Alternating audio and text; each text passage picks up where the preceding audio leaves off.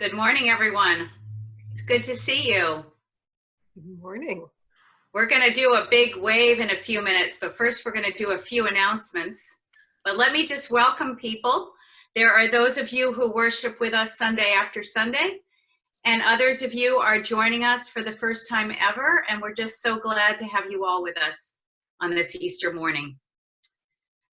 I saw a tagline on another church's website this week. It said, physically closed, spiritually open. I love that. And I hope it describes our community as well. I think it does. Closer toward me, so because they don't see you there.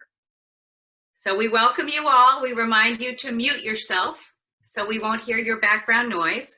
And Meredith has a few check notes for us as we begin. Welcome, everyone. We are so glad that you could join us on this Easter Sunday.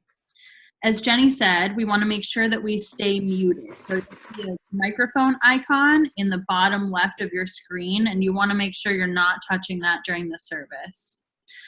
Additionally, we'll be using our chat box. So I invite you to type prayers in there, and we'll share them during our time for prayers of the community.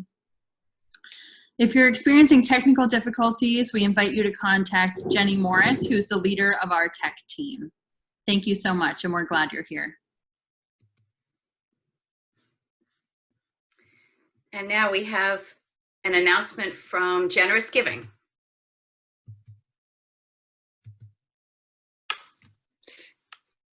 Good morning, friends. I'm Rosemary Lloyd, speaking on behalf of the Generous Giving team.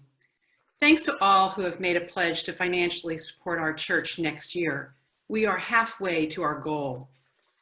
I hope to inspire another half to join in making a pledge today. First, a note to new friends who may not know that this church is self-supporting. There is no higher ecclesiastical body and no other funding arm that pays the salaries of our resourceful staff or makes repairs to our historic buildings in the heart of Lincoln. We turn solely to ourselves to provide those funds. Second, a pledge is just that, a promise to pay. You don't need to send money now. We simply need to know if and so that we can build a budget next month. Though it may be difficult in these uncertain times, please imagine an amount that you could generously allot to support our church and make your pledge online at the church website or by mail. I was thinking this week about geese, the aerial mascots of this year's start flying home.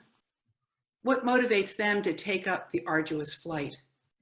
How do they find one another, share leadership flying at the front of their V formation, or know to pause, to rest, and renew themselves beside still waters? I don't know the scientific theories, but I sense a connection with those geese. Together, we turn in the direction of First Parish, as though we have some kind of spiritual gyroscope that guided us to land safely in this company. Led in turns by our talented staff and one another, we pause. We tell stories and make meaning, weep and laugh and sing. And remember that we are, as ever, wrapped in an inescapable network of mutuality. We have our own stories, our own reasons and credos, as we will hear soon from Nathan Dowdy in the service, but we do this together. So thank you for pledging your generous support.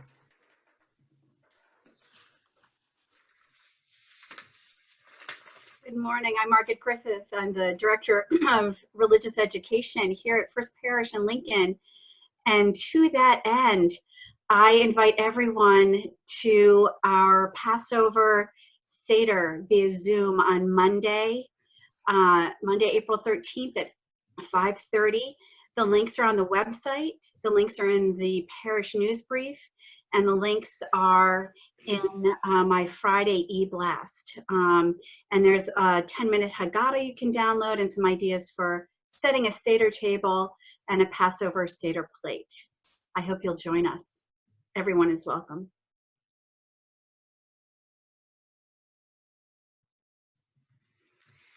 And now our final announcement. It's my honor to make this on behalf of the Outreach Committee. I think all of us are aware of the critical needs of the time, and we know that they're only going to grow. So our Outreach Committee has carefully vetted and chosen these 5 organizations, local organizations that you see on your screen now, to be the recipients of our special Easter offering. We hope that you'll be able to give generously. You can donate online or send a check to 14 Bedford Road. And we thank you so very much. Now I'm going to invite you to switch to gallery view on the top right-hand corner of your screen. And we're going to do a little virtual Easter parade. And you're just going to have to scroll through yourself and admire all the Easter finery. So let's take a minute to say good morning and wave and check out the Easter bonnets on parade.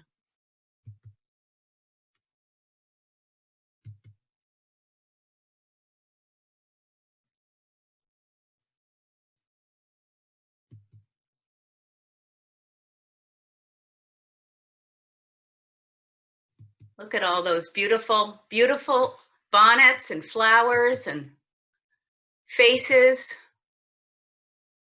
It's good to be together. Let us now deepen into worship with our opening words. I will begin and Meredith will lead you if you would still remain muted, but please join in saying the words in your home.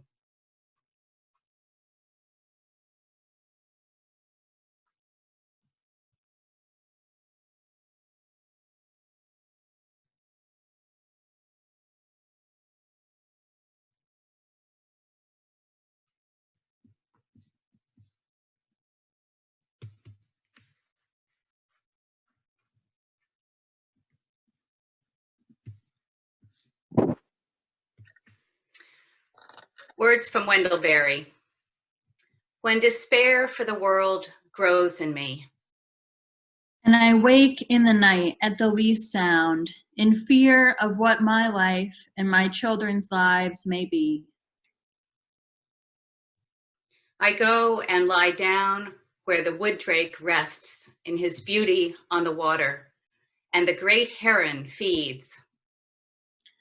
I come into the peace of wild things, who do not tax their lives with forethought of grief. I come into the presence of still water. And I feel above me the day-blind stars waiting with their light. For a time I rest in the grace of the world and am free.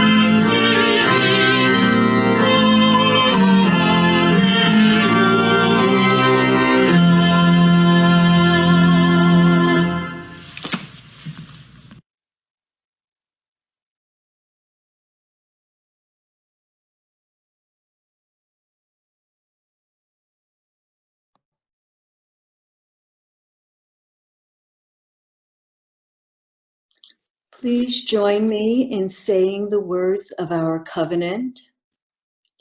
In the love of truth and in the spirit of Jesus, we unite for the worship of God and the service of all.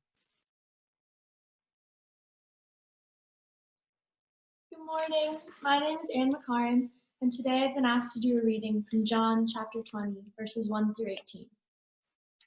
Early on the first day of the week, while it was still dark, Mary Magdalene came to the tomb and saw that the stone had been removed from the tomb. So she ran and went to Simon Peter and the other disciple, the one whom Jesus loved, and said to them, "They have taken the Lord out of the tomb, and we do not know where they have laid him." Then Peter and the other disciple set out and went toward the tomb. The two were running together, but the other disciple outran Peter and reached the tomb first. He bent down to look in and saw the linen wrappings lying there, but he did not go in. Then Simon Peter came, following him, and went into the tomb. He saw the linen wrappings lying there, and the cloth that had been on Jesus' head, not lying with the linen wrappings, but rolled up in a place by itself. Then the other disciple, who reached the tomb first, also went in, and he saw and believed. For as yet they did not understand the scripture, that he must rise from the dead. Then the disciples returned to their homes. But Mary stood weeping outside the tomb. As she wept, she bent over to look into the tomb, and she saw two angels in white, sitting where the body of Jesus had been lying, one at the head and the other at the feet. They said to her, "Woman, why are you weeping?" She said to them, "They have taken away my Lord, and I do not know where they have laid him." When she said this, she turned around and saw Jesus standing there, but she did not know that it was Jesus. Jesus said to her, "Woman, why are you weeping? Whom are you looking for?" Supposing him to be the gardener, she said to him, "Sir, if you have carried him away, tell me where you have laid him, and I will take him away." Jesus said to her, "Mary." She turned and said to him in Hebrew, "Rabboni," which means teacher. Jesus said to her, "Do not hold on to me, because I have not yet ascended to the Father. But go to my brothers and say to them, I am ascending to my Father and to your Father, to my God and to your God." Mary Magdalene went and announced to the disciples, "I have seen the Lord," and she told them that he had said these things to her.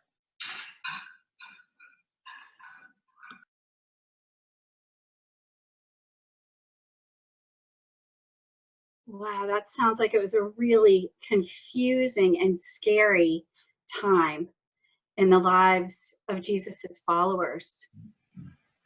I can imagine how they felt. Well, good morning, everybody. It's a beautiful Easter morning, and I'm so glad that you're joining us. I see so many friendly faces. If the kids could come forward just a little bit, I'll be talking mostly with you. Grown-ups, I love it when you listen in. I have a Wonder Box this morning. 2 in a row, one last week, one this week. Uh-oh. No. My Wonder Box is empty. So that's a little bit of a surprise. Hang on a second. Emma, can you get the things for the Wonder Box? Yeah, get the things.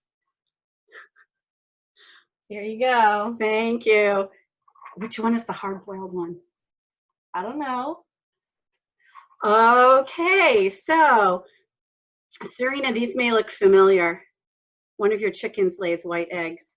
So I have some eggs in here. There are 3. There was supposed to be 2, and one of them is hard-boiled. Okay, so this is going to be a little bit of a trick. I'm gonna put the eggs over here and see what we find. Let's see. Okay. So this one, I'm gonna give it a try. Ready? Here we go. Count to 3 with me. 1, 2, 3. Oh, phew. It's the hard-boiled egg. It's the hard-boiled egg. That could have gone a lot of different ways. I'm going to put this hard-boiled egg on my Passover Seder plate. I'll save that for later. Okay, 2 eggs left. I'll do this one. I don't know. Let's see. Ready? 1, 2, 3. Uh-oh. A little mess to clean up later. All right, and there's 1 egg left. Any guesses? Hard-boiled, raw? Any guesses? I see some people saying raw. I see some people saying hard-boiled. Let's see. 1, 2, 3.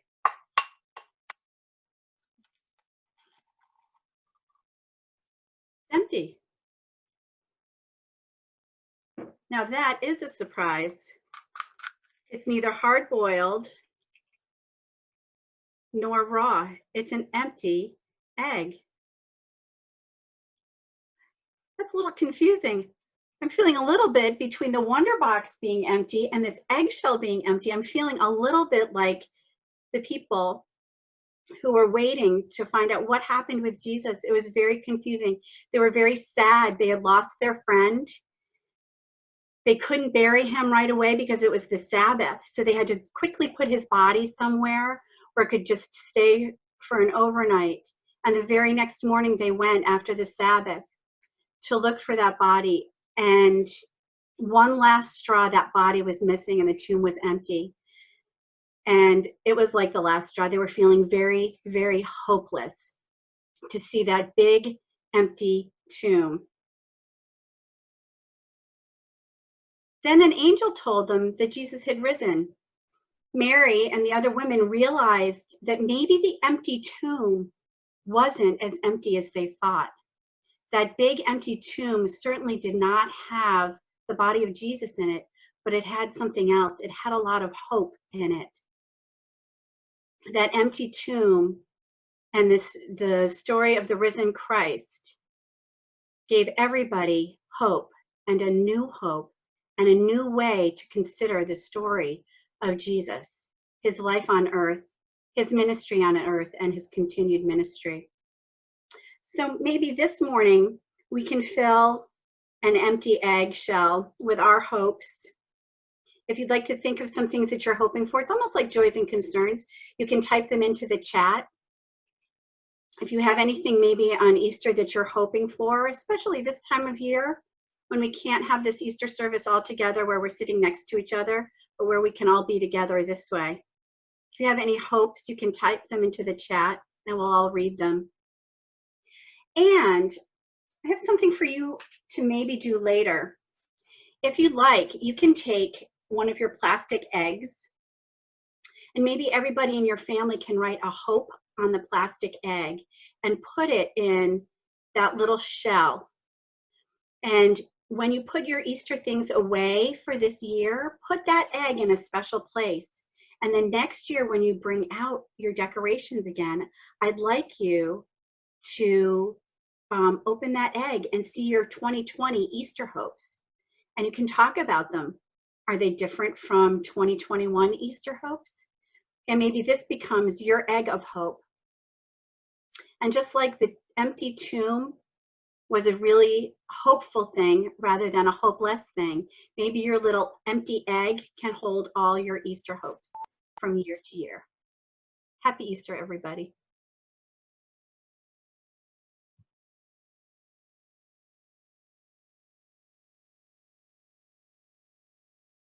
Good morning, everyone. All right, so today I was asked to come and speak about hope. I believe that hope can help people cope during difficult times. Hope can be a savior, but it can also be elusive. I think that sometimes it can be scary to have too much hope for something specific.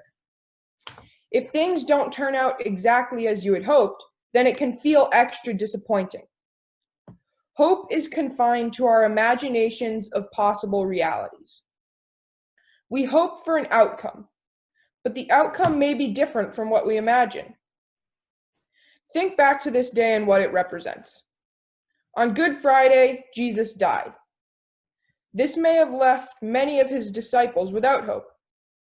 Those who had hope may have wished for solace without their leader. But on Easter, today, when Jesus rose, it was beyond all of their wildest dreams. It outshined everything else that they could have imagined or hoped for.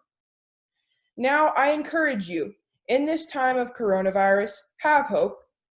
Don't be afraid to hope, because there's usually a hidden gem within the outcome. If things don't turn out exactly the way that you hope, look for the light in your situation. Maybe you're at home with your family, spending time with them, or maybe you called an old friend on a whim. Whatever your gem may be, I doubt it's exactly what you had hoped for. Nobody wants a global pandemic, but it's here, and we're doing all that we can. Let's make the best of our situation. Let's hope, but let's also take control and make the most of every day. It may be a rough couple of months, but if we all do our part and try to stop it, we can and will find the hidden gems, and in one way or another, our hopes will come true. Thank you.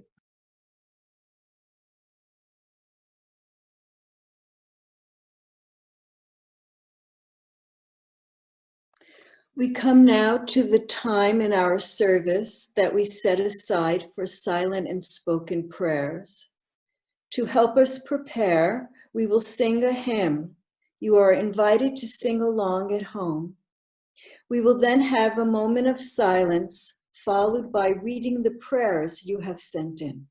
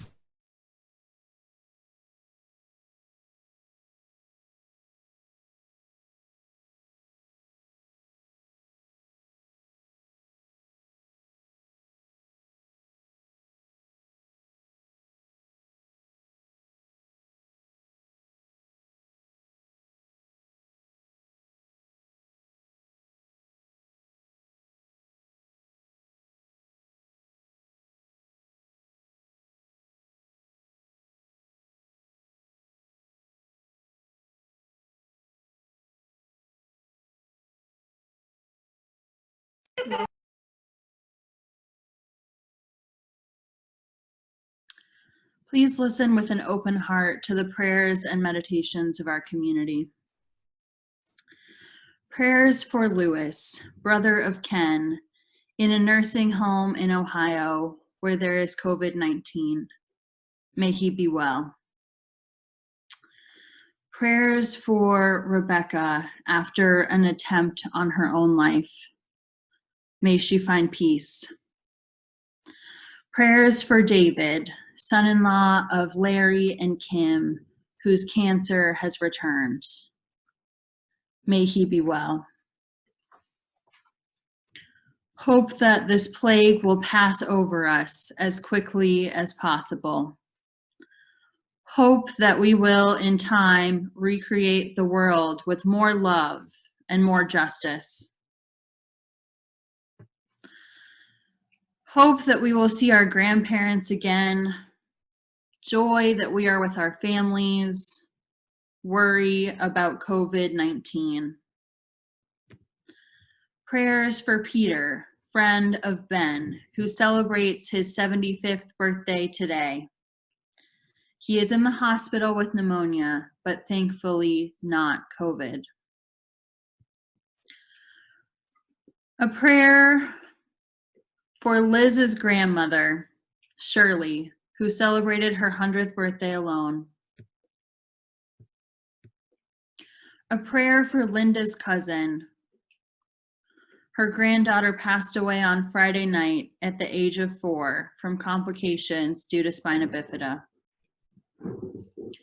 Gratitude for fresh air and baby Goldie. Prayers for Don Rickett, who is hospitalized now and fighting cancer. Prayers for 350 children in Tanzania. We hold all these prayers, those spoken aloud and those held in the silence of our heart, and we lift them up to the light of this community.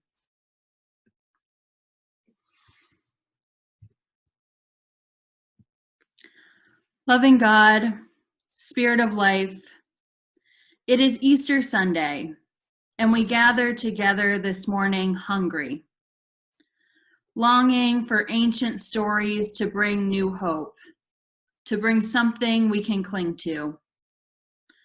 For we gather here with weary hearts, some of us, hearts carrying the grief of the world within them.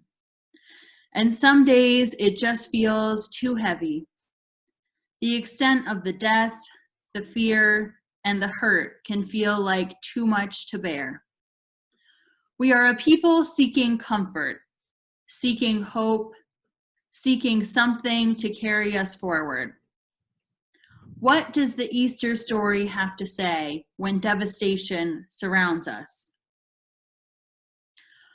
Our circumstances right now have cut to the heart of the matter. In this time, the important things in life have become so clear. We long for human connection, for the touch of those we love, for the ability to gather as a community of faith. And the things that matter less, those have become clear to us too. Maybe we are to give thanks for the clarity that has come with this new way of living, this new way of being. Each time we open our eyes in the morning, each breath and beat of our heart becomes noteworthy. And with each breath we exhale, thank you, thank you, thank you. We give thanks for our place in the interconnected web of all existence. In the words of St. Francis of Assisi, life can be a prayer. The Easter story, if anything, is one of hope. For in the midst of suffering, hope rises up. In the midst of our human despair, creation is ringing out with hope that rises from the ashes. Creation shows us that death, in fact, does not have the final word. In the daffodil, hope rises up. In the new baby, hope rises up. In the budding trees, hope rises up. In the birdsong, hope rises up. All creation is ringing out with a song of hope this morning. Let us give back that song. Amen.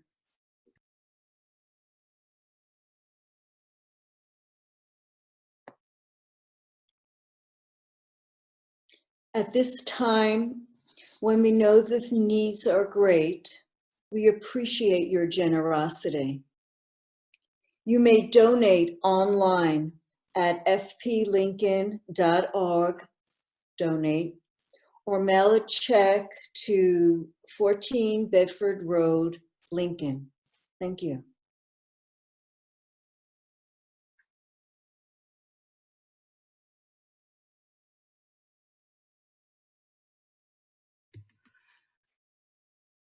I just want to say before I begin how moving it is for me to be with you this morning and sing those old hymns from my childhood and celebrate Easter. Thank you for being here. I was talking to one of you recently, and you told me about your Buddhist teacher and how he talks about what he calls don't know mind, as in, I don't know, you don't know, we don't know. Your teacher said that we can try to cultivate this don't know mind and maybe pull us back from our tendency to try and look into the future, see into the future, and all of the worry and fear that can entail. Instead, we're invited to come right back to this moment, standing on this ground with each other on this morning, right here and right now. And I wondered if we could bring that Buddhist lens to this Christian story of impossibility and mystery that Anne read to us this morning.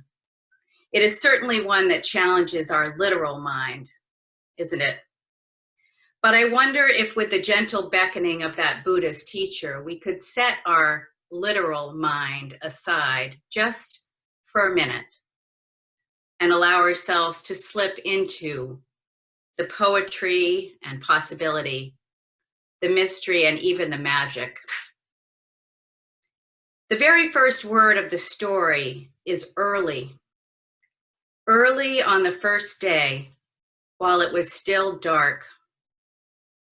Easter begins in darkness, and let's imagine for a minute that we're there in the garden with Mary Magdalene in the beautiful half light of early day, pearly gray, luminescent, tinged with violet perhaps. It's still dark enough that it's hard to see, and she's peering around, looking for the tomb, wanting to be close to her friend, an human instinct as old as the hills, our desire to be close to those we love, whether frail or healthy, whether they are alive or no longer living, to go to the hospital bed and the gravesite, to have a funeral, all the things denied to so many around the world. She knows right away that there's something wrong. The stone has been moved, it isn't there, and she doesn't hesitate, just runs to get her friends and they come back with her. It's almost comical now, two men running, one beating the other. They bend, they look, one goes in, one stays out. And almost the feeling of a detective story. They examine witnesses, the angels, examine evidence, those linen cloths, were they here or there? And then all of a sudden, after all the fuss and the fluster, the disciples are gone. Mary Magdalene is left alone, and it's just as it was. A quiet garden, early light. We are there with this woman and her breaking heart. She's not looking anymore or running. She's just standing there, crying. Maybe it's starting to sink in that the world as she has known it has tilted on its axis and things are no longer as they were. Perhaps we in this pandemic know a little of what she feels. She stands and tries to reckon with this new world she finds herself in. Can we linger with her for a moment, I wonder? Enter into the mystery and terrible beauty of this scene. Stand with this woman who is bereft, because at one point or another in life, that has been me, and that has been you. Maybe it's a person that we love who we've lost, but losses come in all shapes and forms. It could be a relationship, a friendship, a job, a marriage. We've lost a semester, a senior year, a graduation ceremony, a summer job.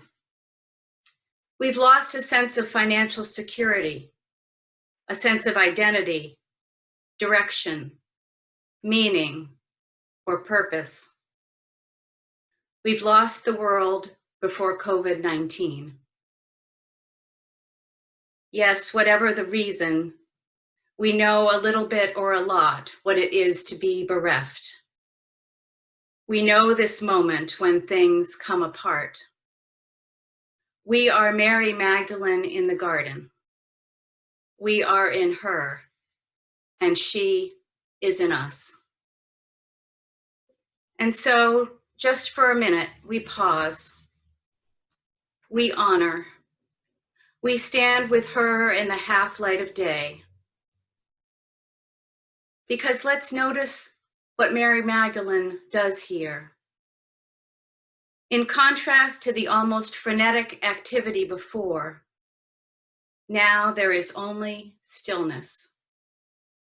Stillness and tears.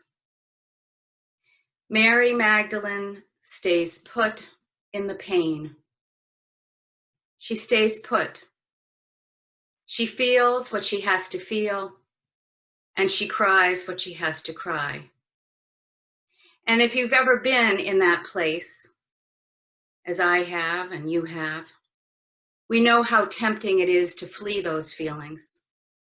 How tempting it is to run, hide, deny, bury, eat, drink, spend, avoid.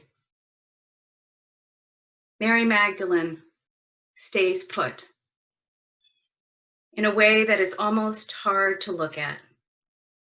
A Good Friday moment in the middle of Easter morning. I look at her and realize that she is teaching me something that I need to learn. And then she moves.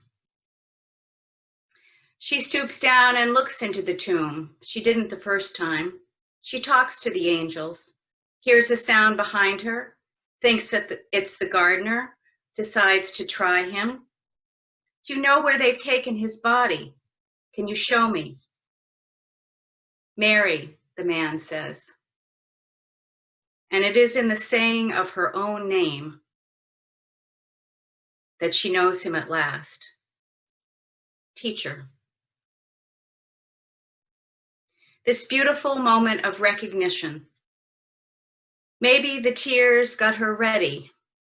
Maybe they prepared the spiritual ground somehow. I don't know. I just know that after the confusion and the tears and the stillness, somehow she's able to be spiritually open in this moment, open to something new, seeing things not as they first appeared, but a deeper reality that comes to her, some truth that was not at first apparent, some hope in the bleakness that she has not glimpsed before. We may have our own interpretation, but for Mary Magdalene, it is a spiritual encounter that changes her life. She sees the risen Christ and goes to tell the world. And we just stay with that too, with our don't know mind. Another mystery. What a thing it is Mary Magdalene is showing to us in our world of pandemic, economic inequality, and racial disparity. She faces life head on, whatever it brings to her. She stays rooted. She stays put. As I've listened to you in these days, I've heard many things. I've heard you speak of gratitude for small beauties, like birds at the feeder, daffodils in the garden, and grandchildren on Zoom. I've heard you talk about your gratitude that you have the basic things you need, and also your awareness of those who do not or who will not. I've heard worry as you speak of relatives caring for those with COVID-19, and weariness as you speak of the sameness of these days, the isolation, the loneliness. I've heard you say that you feel lucky and guilty and powerless. You see the headlines and glimpse the tide that is coming, the millions of unemployed, the families unable to get the food and shelter that they need, the most vulnerable, the homeless, those in prison, those living with chronic conditions, immigrants, the elderly, those in recovery for drugs or alcohol, a hard-fought battle that is eked out one day at a time, now threatened by the pandemic. People who, for whatever reason, are just getting back on their feet, only to be knocked down by a wave and then another. Easter is supposed to come after Lent, after our 40 days in the wilderness. But this year, sometimes, it can feel like we're still there. And yet, Easter begins in darkness. In all the gospel stories, as different as they are, it begins in confusion, uncertainty, and fear as people stumble around in the half light of day, trying to figure out what happened. Easter begins in darkness, but it does not end there. In fact, I'm not sure that Easter ever ends at all. Jesus appears in all different ways to his friends, in a locked room at supper, on a beach over breakfast, on the road to Emmaus. All different, but all the same, as they move from the stasis of an empty tomb to action. Women and men beginning to move, take up the lives they left when they were disrupted. And in the next days, the shape of that early church begins to emerge as people gather, invite one another into their homes, eat, talk, worship, and then go out into the world to find the sick and care for them, to feed the hungry, to clothe the naked. This is what their friend taught them to do.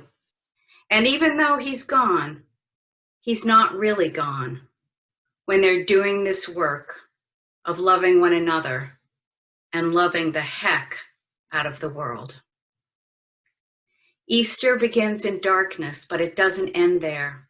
It doesn't end.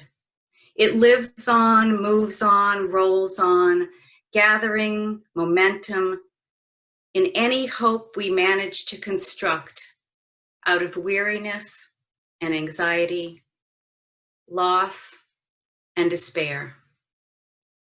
Easter lives on as we have the courage of a Mary Magdalene to feel the feelings, to cry the tears, and then gather ourselves up as best we can and move on together, one holy day at a time, to live and love and go out into the world to work so hard to create a new heaven and a new earth right here.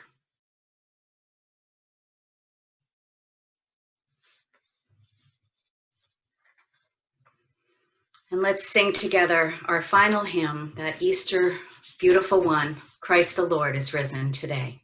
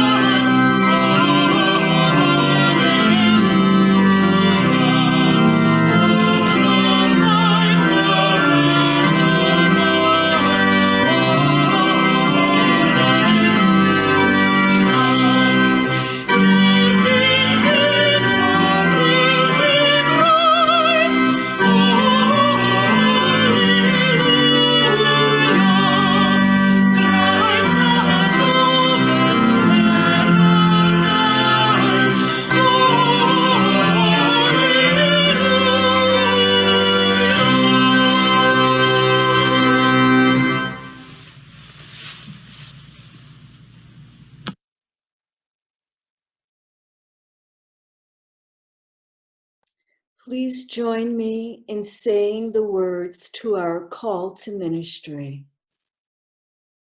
We go forth from the worship of God to be faithful to the vision of Jesus, to affirm each person's dignity, and to cherish the living earth.